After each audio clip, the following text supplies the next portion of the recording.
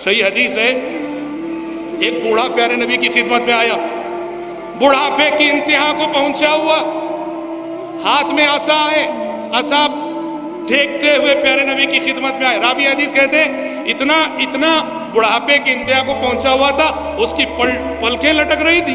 کہا پلکیں لٹک رہی تھی۔ اس نے پیارے نبی سے آگے سوال کیا، اے اللہ کے رسول، ایک بندہ، ایک انسان ہے، کوئی صغیرہ گناہ کوئی کبیرہ گناہ ایسا چھوڑا ہی نہیں جس کو اس نے نہ کیا ہو۔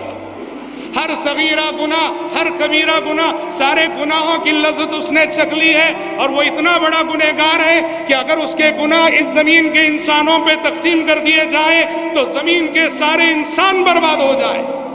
مطلب یہ کہ میں اتنا بڑا گنہگار ہوں، یہ کہنا چاہ رہا تھا وہ بوڑھا، میں اتنا بڑا گنہگار ہوں، اگر میرے گناہ زمین کے سارے انسانوں پہ بانٹ دیے جائیں، زمین کے سارے انسان ہلاک ہو کر رہ جائیں، کیا ایسے گنہگار بندے کے لیے بھی اللہ کے پاس مغفرت ہے، بخشش ہے؟ پیارے نبی نے کہا حل اسلمت، اسلام تو لائے ہو نا تم، مسلمان تو ہوئے ہو نا تم؟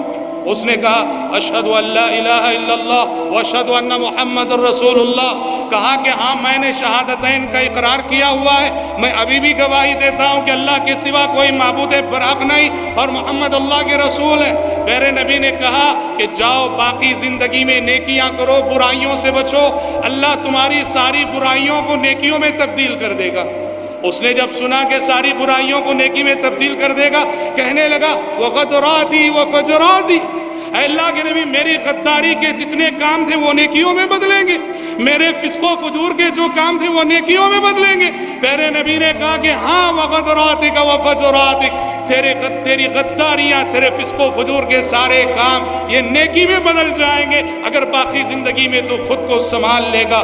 وہ بوڑھا کہنے لگا اللہ اکبر اللہ اکبر۔ راوی حدیث کہتے ہیں وہ لاٹھی ٹیکتے ہوئے اللہ اکبر کہتے ہوئے جاتا رہا، اور جب تک ہماری نظروں سے اوجھل نہیں ہو گیا اللہ اکبر ہی کہتا رہا وہ شخص۔